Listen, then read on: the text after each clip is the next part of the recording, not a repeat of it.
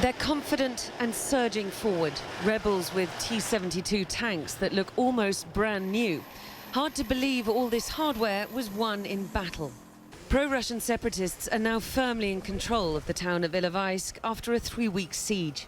Their commander, Givi, who says he's now the mayor too, shows us his stockpile of trophies, insisting all were seized from the enemy. How can we tell this is definitely Ukrainian?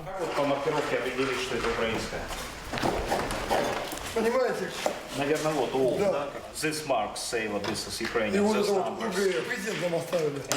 Ukrainian presidents to us.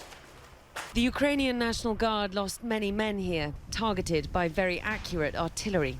Trapped until a humanitarian corridor was agreed to let the soldiers out, or at least some of them.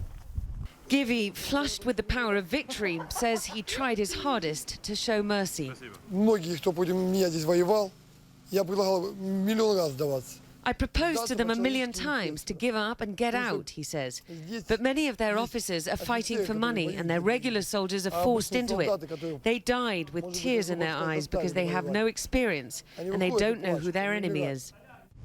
Ukraine's National Guard had based itself here at the local school. Even before the siege, this town was pro-rebel.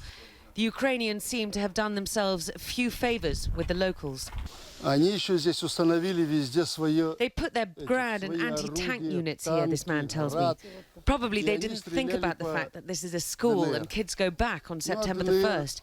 They only thought about the territory and not about us. The territory now is trashed, and so is much of Ilovaisk.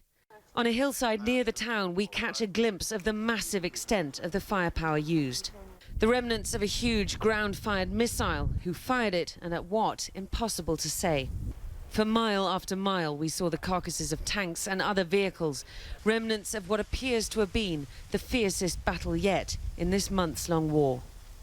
This burnt-out tank on the road south from Ilovaisk is just one sign of an incredibly fierce battle in what looks like a chaotic retreat. There are burnt-out vehicles everywhere. There is unexploded ordnance all over the ground. It looks like this was the Ukrainians' last stand as the rebels swept forward.